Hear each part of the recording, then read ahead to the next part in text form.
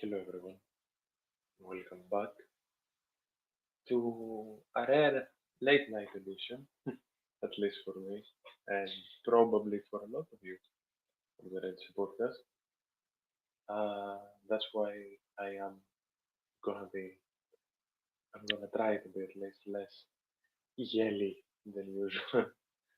uh, so yeah, a lot of you, of course, I did run a poll on Twitter earlier today, and most of you voted that you wanted the posting show to happen immediately so you could get uh, proper reactions and let all your thoughts out along with me.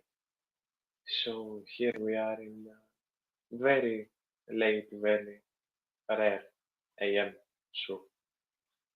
Now, let me run up some general things quickly and we'll get right into game talk. Of course, as always, in the solo shows, this link should be in the comments for all of you. Feel free to copy paste this link into Google. The link itself should lead you right here in this room where you can join me live and share any opinion, thoughts, and questions you want in regards to whatever the show is about, right? Uh, it would be a lie to call this show a judgment free zone if it wasn't open lines in general, especially when I'm on my own and Gav is being busy with a very hectic life that is hitting both of us relentlessly. Now, second thing, lately I've been noticing some connection issues that are more or less out of my control due to construction around the area.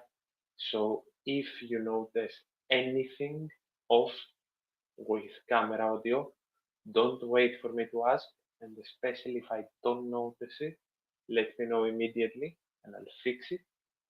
And hopefully, hoping to God, especially with October uh, tripping in, so happy October to everyone as well. Uh, that construction will be done soon and I won't have to worry that much. Thirdly, as I mentioned last episode, StreamYard for once has decided to be helpful. So, aside from the Patreon that's down in the description, and for any one of you that wants to help the show, the details on the Patreon are in as well. And I'm finally planning to start the first Patreon series that will, of course, lead to, with your help, this show bettering itself in quality with cameras, microphones, etc., etc. All the other and most important socials of the show are right here. You should be getting a QR code right here that will lead you to the link tree of the show where the Instagram, the Twitter, the TikTok, the Spotify, and of course the YouTube right here can be found.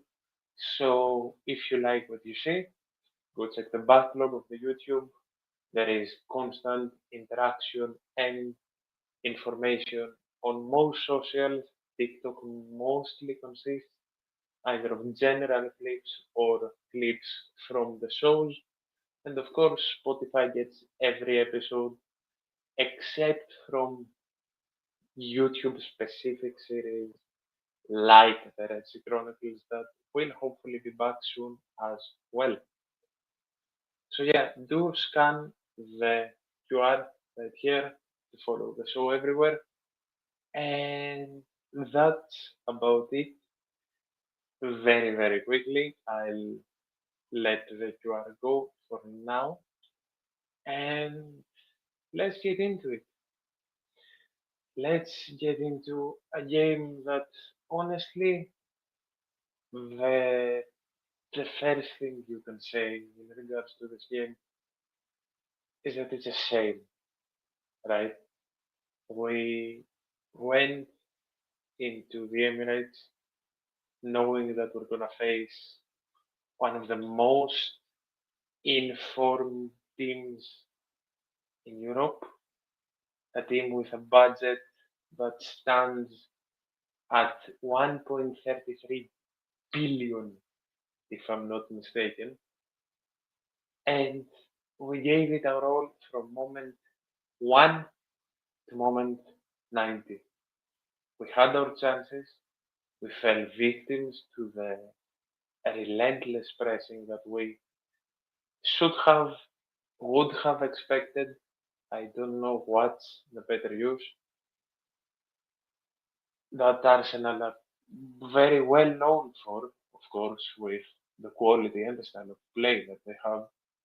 And even the goal where Victor Gyökeres, of course, just completely flings Costinha to one side and in result to that manages to pass Pirola. And even Zolakis does his best to save it. It's very unlucky. The ball goes off the post, but no one can get there fast enough to block Martinelli from tapping that in and making the game 1-0 at the 12th and making, uh, honestly, making it even more of an impossible mission than it seemed to be even from the start, right? But then not only did we not give up, but we found our way into the game even better. We smoothed into it, let's say. And while the 11 perhaps wasn't ideal, with all signs pointing to a more disappearing Dan Garcia and a very mediocre Costinha, at least defensively. Of course, Costinha, we didn't have a choice with Rodney being out. We still found our way to press, we found our way to play our game, and we found our way to stand toe to toe with Arsenal of all teams. If we didn't get that unlucky, if the game had gone a bit differently, perhaps David Raya wouldn't have turned into Superman to save that shot from Podence. Perhaps we would have converted one of our other chances because even defensively, when Arsenal kept pushing and pushing, we found our way to stop them. Of course, until the end, in which Bukayo Saka, as he always does, manages to beat Zolakis with relative ease, sending the ball right between his feet and making the final 2-0. Nothing on Zolakis though, of course, because only 10 minutes before Zolakis manages to make a save that's arguably even more impressive than the one David Raya made, stopping an overconfident, perhaps, Martin Odegaard from ending the game earlier than it did and giving a new and sadly unconverted burst of hope to Olympiacos. And before I get into the comments that I have seen, of course, I want to say big, big congratulations to the fans. As always, 3,000 of our army, because it's nothing else to say for our fans, nothing else to say for the shield of this team. 3,000 of our absolute army just completely silenced the entirety of the Emirates up until the 95th, up until the final whistle, non-stop. And I don't think I even heard the Arsenal fans, except for maybe 2-3 minutes when they scored the first goal. So our people representing us and making us as proud as honestly the team did, right? Because you can't go out and say that there is something to not be proud of from today's performance, at least as a general factor. And I couldn't agree more. This is heartbreaking because of everything I said up to now, because of the fact that we, of course, we were second best as expected, and let's not lie to ourselves. Not getting a result here is nothing shocking. Like, no one realistically, of course, people were optimistic. I was optimistic as well, but no one realistically walked into this game expecting a result. I don't want to go back to Pathos, but it's two completely different situations, and the loss here isn't even nearly a haunting result. The thing that is haunting from this game is that we played well enough to deserve something from this game. And in my opinion, we deserve that. I'm not going to go out and say that we deserve to turn the game on its head, right? But we deserve to get something out of this game. And promise you, I promise you, I'm going to use our biggest chance as an example most times. But I promise you that Poden's shot went in, no one knows how the game could have turned out. But even if we found one goddamn goal, one, we deserved one. We deserved an equalizer from this game. But again, it's nothing to sulk over. It's nothing to grieve over. We are standing at a tough position with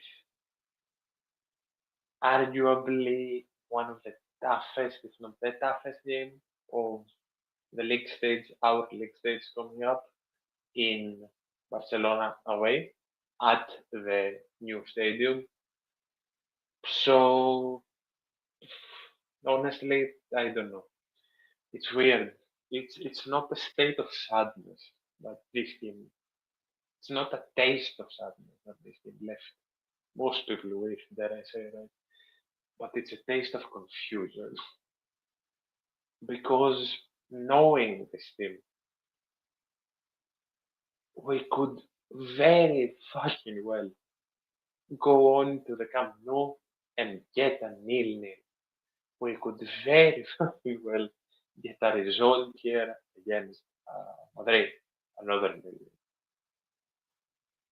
Our realistic aims are still the results against the Dutch teams, especially Ajax that look even weaker than us.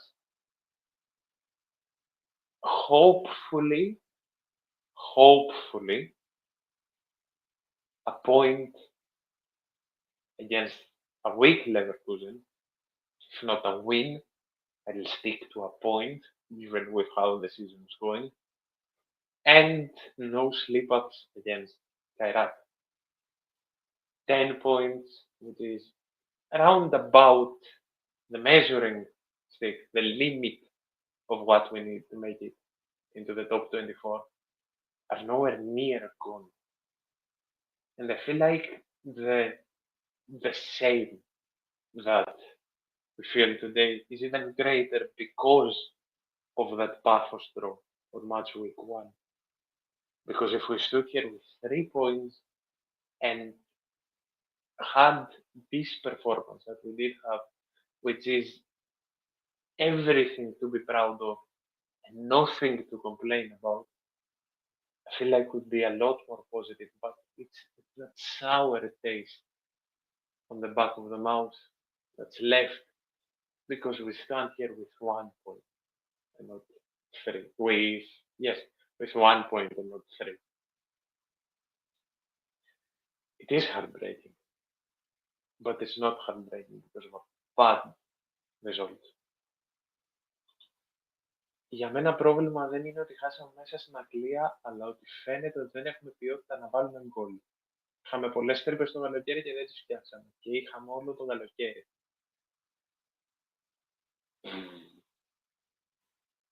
Και συμφωνώ και δεν διαφωνώ. Και συμφωνώ και διαφωνώ. Αυτό.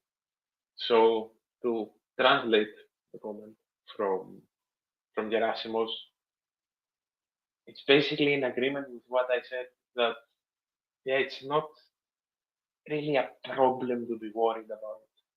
that we showed up in the Emirates, but it just wasn't enough to break Arsenal and to get something out of Arsenal. But the problem is that we're not scoring. And I wouldn't necessarily agree. Perhaps this is the point in which I disagree most. It's not the fact that we don't have the quality to score, because we more than have enough quality to get that goal. I fear that it's the planning that's messing us up. And I can explain that because I don't want it to sound like I am after the deliver, right? Manish football, we know what English football is, right? And we know the teams it can work against, and we know the teams it can't work against sometimes. But I feel like on some sides that can be considered a bit too predictable, and along with the lack of creativity more than the lack of quality in the goal scoring department, that can be costly. And again, I'm not going to stand on today where we had David Raya turn into a bloody Superman, right? Because the chances that we did have against Arsenal for me weren't lackluster. Could we have converted one? Yes, yeah, for sure. But today we more got unlucky than were undeserving of a goal, if that makes sense. But in general, it's more of a problem of being direct, as I've spoken about, as my main complaint from the team this season in general in all competitions. And it's more of a problem of being consistent with a plan. We saw the crosses again, we saw the long balls again. It didn't help that our midfield was abysmal. Our midfield was abysmal. Let's not lie about that. Let's not hide that at all. Our midfield was absolutely abysmal. While Santiese for me wasn't bad. Santiese started bad, but as we grew into the game, so did he. So I don't consider uh, as having a bad performance, but he did have a mediocre performance. Danny Garcia was no. Danny Garcia was nowhere.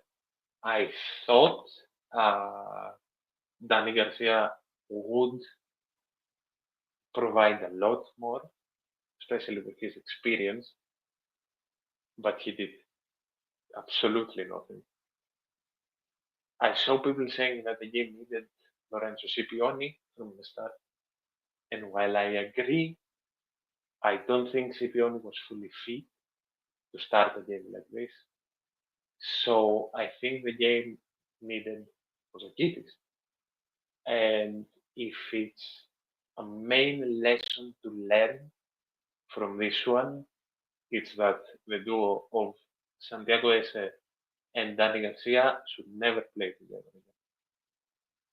I have defended this duo before, and I have said live, and I'm not going to hide it again. For those of you that know and have been watching me for a minute, you know that I will very gladly admit when I am completely off about some situations, right?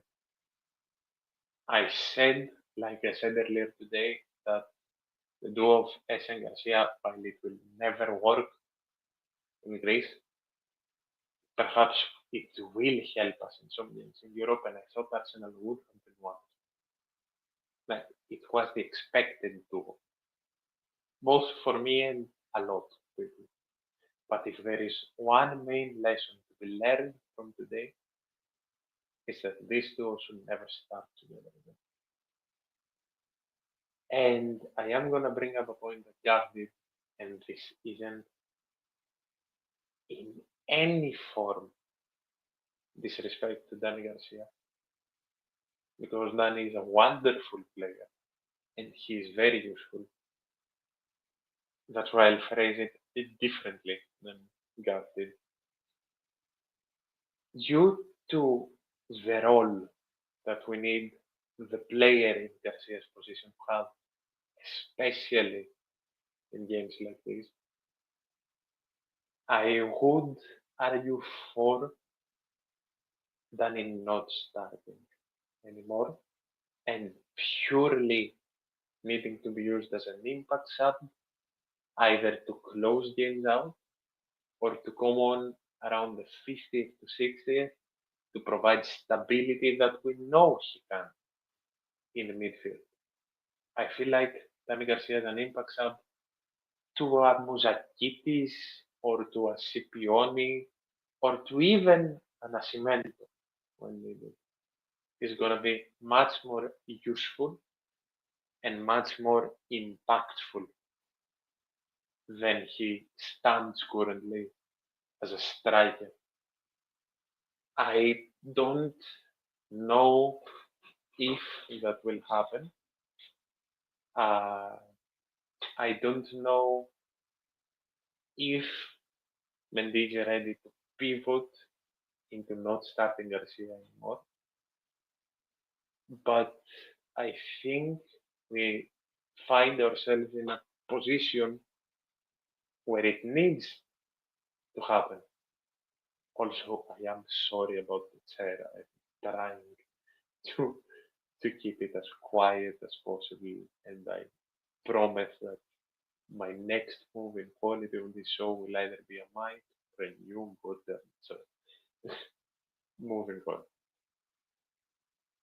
I think it's a need to either stay consistent, at least in Europe, in starting Mouzakitis along with Santiago Essa, and if needed for games like today would have been, pivot to starting Scipione and purely bring Dani Garcia off the bench.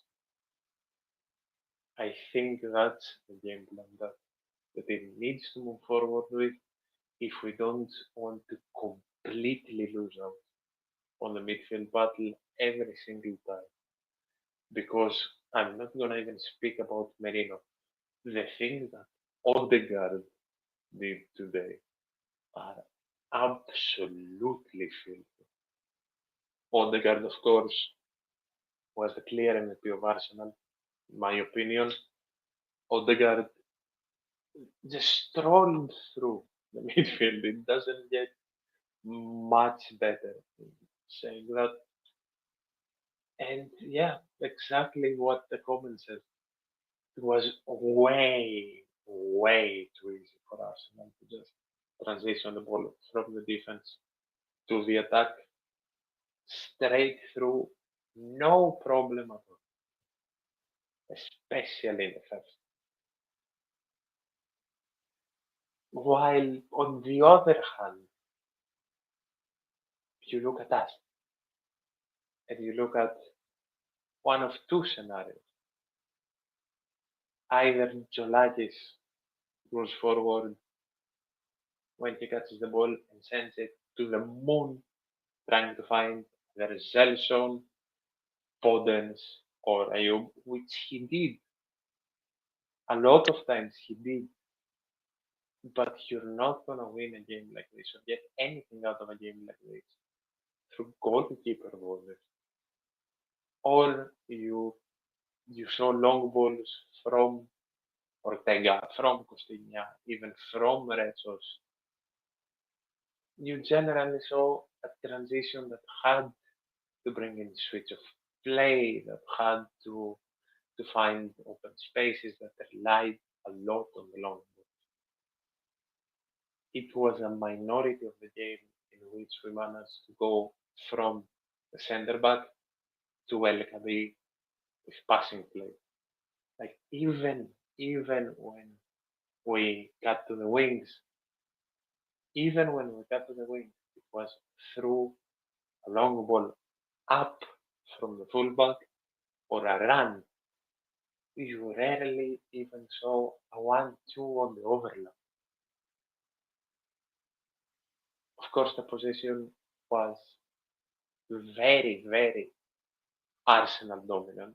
It was a 61-39, I'm pretty sure.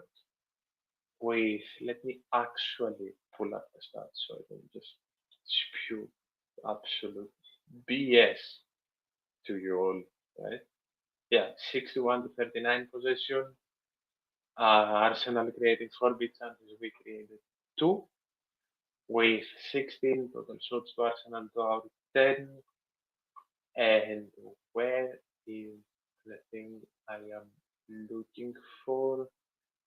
Give me just a second. There it is. We had 0 successful through goals. We had 0 successful through goals.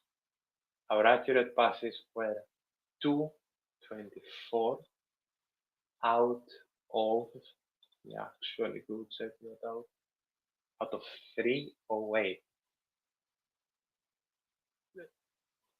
We couldn't, it felt like we couldn't move the ball sometimes. It really felt like we couldn't move the ball sometimes. Our passes in the final third were 63 out of 99. Our long balls were, this was the stat I was looking for because God, it's awful. Our long balls were 14 out of 55. We tried to play a long ball focused game and we went 25%. Like what is expected to happen if you can't just go from point A to point B to point C with no wins and you had to just punt the ball and hope for the best. It's that which mostly annoys me because we played very well, but the complete cut-off in the midfield killed any real chance of a proper threat towards Arsenal. And the chances weren't big to begin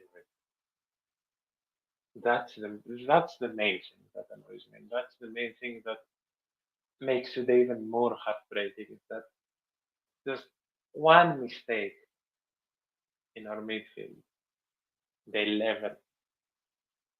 And then the entire plan went like this. From one mistake, like that. And again, we're talking about a good performance. We're talking about a game with moment. And it was just too detrimental, too costly. That one detail was too costly, in my opinion at least. Now, let's get through the mentioned 11 really quickly. Of course, Konstantinos Zoulakis, who honestly stood more unlucky than he was bad. And I don't think that many people are going to really go on and disagree with that. Konstantinos Zoulakis in the first goal, honestly, couldn't do much else because it was from his interception that the ball hit the post. It didn't go in. And I don't think anyone expected for him to turn into Barry Allen and just get up and zoom to the ball. I think it was expected of the defense to be there to at least block Martinelli so Zoulakis could get up or clear the ball after it hit the post. And then on the second goal, I think it was just pure exhaustion. It was pure class, sadly, from Bukayo Saka that sent it right between his legs. And the game was completely done. Ortega now. Ortega for me, and I have been clowned for some reason. But I stand by the opinion that Ortega has been one of our most consistent players. the season. Ortega has started the season with a new fire under him, and again, recalling back to what me and Jan were saying last season, all it takes is competition, light a fire under the player's ass for him to perform at his best. And Ortega, amidst all the criticism, Ortega, amidst all the rumors of transfers, not only decided to stay here, but he decided to stay here, work on his game, do his best to cover his flaws, and if he keeps staying consistently like this, game in and game out, honestly, he deserves his spot. And we're getting dangerously close to the left back swap. As much as I don't want to talk about January, the left back position still is under a lot of discussion. We're getting closer and closer to talking about Bruno and not Ortega.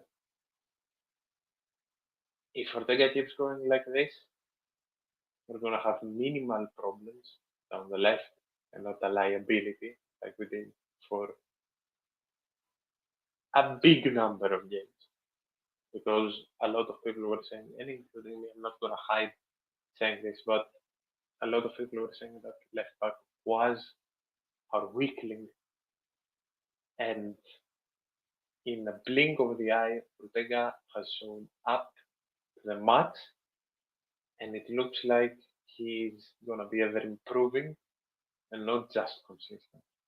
So if Ortega's performances keep going up, then there is no doubt that he deserves to be here. Pirola and Retsos today sadly not at their best, neither of them. Pirola more crucial defensively than Retsos. Not that Retsos didn't perform, but Retsos had more of a quiet game than Pirola. Pirola, of course, with that wonderful double clearance, one at the death of the first half where he chased down Vitor Gyökeres and just not only completely demolished any chances of a 1v1, but won us possession as well. And then, even more crucially, in the second half, I think it's Trossard that beats Zoulakis with his shot, and a shot that seemingly was going to go in, given that Trossard was unmarked. But Pirola, out of nowhere, sticks his foot out and sends the ball out for a corner, which honestly it doesn't get much more crucial for a defender than a clear the goal when the keeper has been beat, right? I don't think there is any doubts in regards to that. Costinha now. Perhaps a bit more discussion towards him because Costinha has been going through a bit of a rough spell. He was better today. The problem is that he was better attackingly. Costinha has been lackluster defensively in the past few games. It cost us today because a big part of the first goal was on him being completely bullied off the ball by Vitor Gyökeres. And honestly, do I believe that he'll fix up? Yes, I do. I full on believe that he'll fix up. But the mistakes on the marking, the completely losing his man, for example, on the first chance of the game where the cross came in for an unmarked Martinelli to almost score from the header. It's things that need to be worked on. And again, as Rodinei comes back, I feel like the effect of having such a quality player competing for your position, and I'd say on the other hand, but on the same hand, having such a quality player mentor you will have the effect on Costinha that it was having, and I feel like we'll see good on Costinha very soon, as we are seeing attackingly, but it needs to be soon because this is going to be a tough stretch of fixtures. And God does everyone need to improve any fault that they're showing if we need to come out on top of these fixtures. So enjoy, not enjoy. I hope you're enjoying the show in general. Excuse is what I wanted to say. My yawning, but it is relatively late, as I mentioned. Now, the midfield, which we talked about,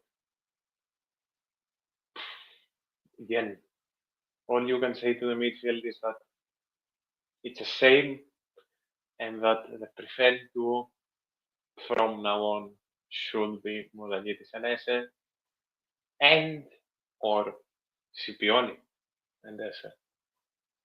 Now, the wingers. I don't think there was any doubt that Danny Podence would perform to his best today. He was our most threatening player. He almost scored the biggest chance of the game on our side. He knows Arsenal better than a lot of the players in the squad. He is getting closer and closer to the Danny we know and love. He still has a lot of things to work on. He still needs to catch up in fatigue. He still needs to do his best to work on his general game, but he's snapped into gear very fast and there is no complaint. And as I said, I'm more than sure that we'll see Danny at 100% very, very soon. Speaking of threatening players, Gelson Martins. Gelson coming back, I'm pretty sure in what was his first start after injury. I'm pretty sure he's only been making substitute appearances after he came back. And honestly, as crucial and as threatening as his partner on the other wing, one of his best appearances this season, especially, and perhaps a glimpse that what me and Gav were saying a couple of shows ago was true. That with the comfort of having a player like Strefezza behind him, Zelson can open up his game. Zelson can be confident in what he does. Zelson can take his man one on one, and he can work more and more on his game to give us the prime Zelson Martins that not only deserves to be here, but is a luxury on the wings in Greece. The pacey, flair, and talentful Zelson Martins that can create chances out of seemingly nowhere, right? I don't understand why he is the one that got subbed off for Mediterranean. I don't understand really why he only got 60. The only thing that would make sense in my eyes is that he simply couldn't play more and it would be a risk to play him more. Otherwise, I think even if he stayed on, he would have been very efficient. Same for Chiquinho.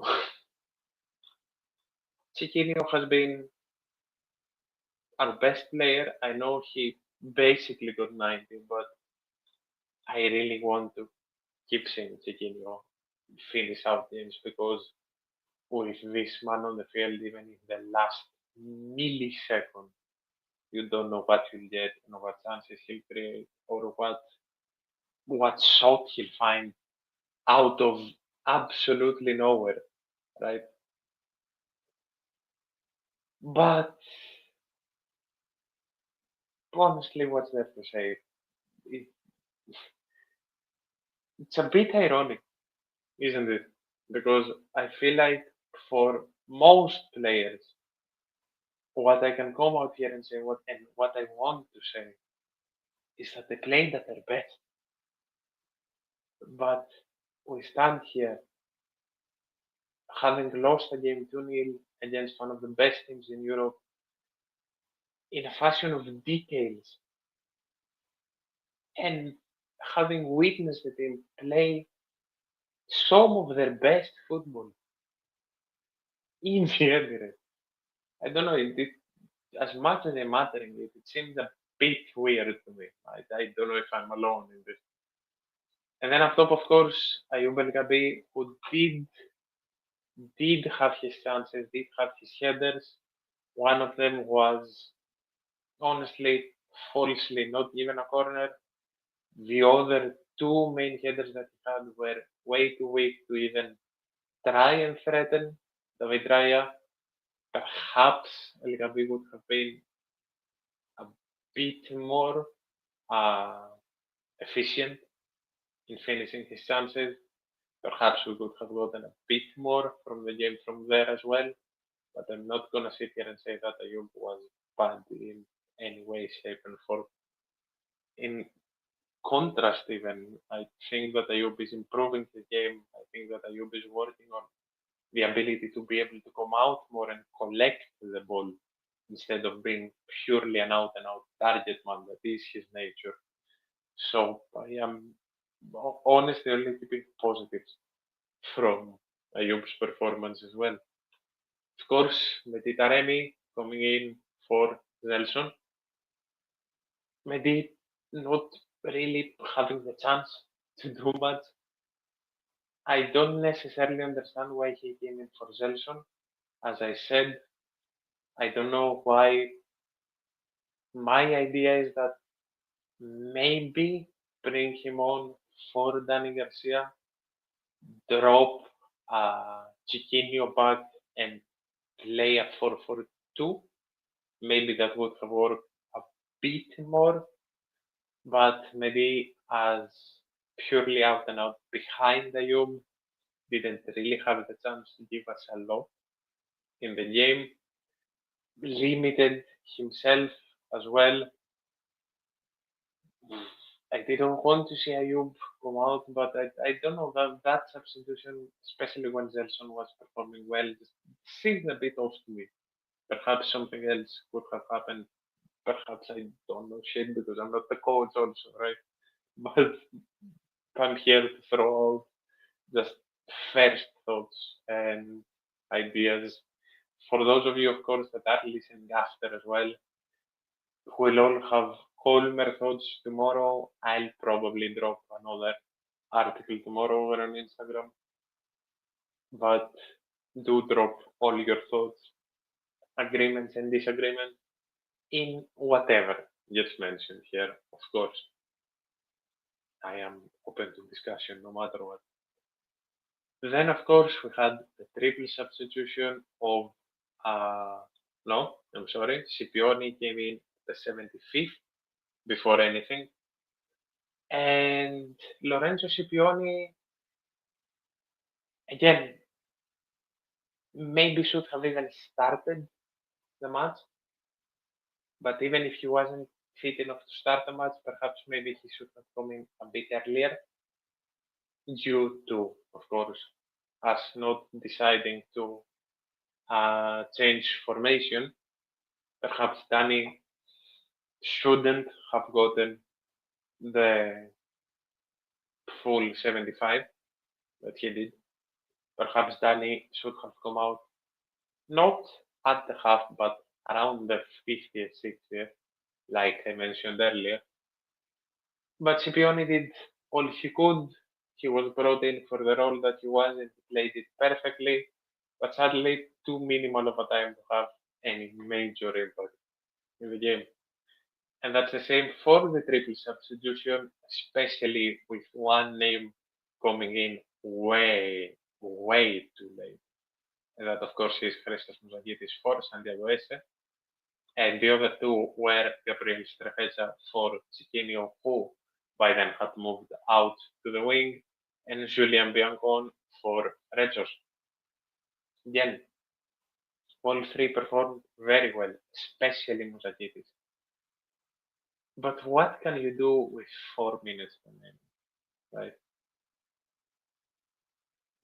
I think the final message that I can give in regards to today's game is that there is a lot of stuff to be proud of.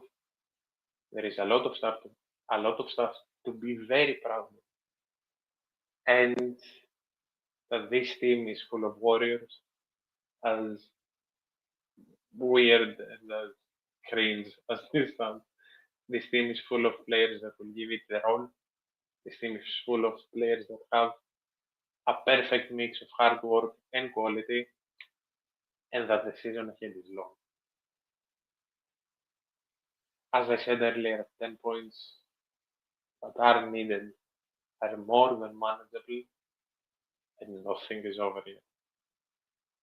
Thank you all for actively joining me this late. I am gonna end a bit earlier than I expected. I wanted to try and get an hour out of this game, but of course we are standing probably at very late for most of you that are watching right now, and of course at 1:32 a.m. for me, so I don't just wanna completely blabber on nonsense for the last 10-15 minutes. I appreciate you all a lot. The support lately has been unbelievable on all platforms. Instagram has flown up to the way to 600 now. Twitter is getting closer and closer to being the first platform that hits 1,000. TikTok's climbing up, and everything is climbing up. Even here on YouTube, we are well on the way to 300 now, having surpassed 250. And honestly, I'm very grateful for you all, because every day this brand brings something surreal, and my promise from the start to the end of this brand is that I will give you all back the support tenfold in quality and honestly innovation, because that's what I pride myself in. Entering this space and doing stuff that no one else has before. Thank you all. I hope you have a wonderful night or day, depending on when you're watching this. I am gonna write an article tomorrow as I wake up and thoughts are calmer, as I said, and I'll see you all tomorrow night after the Madrid game with another late night stream, and hopefully me keeping you quality company.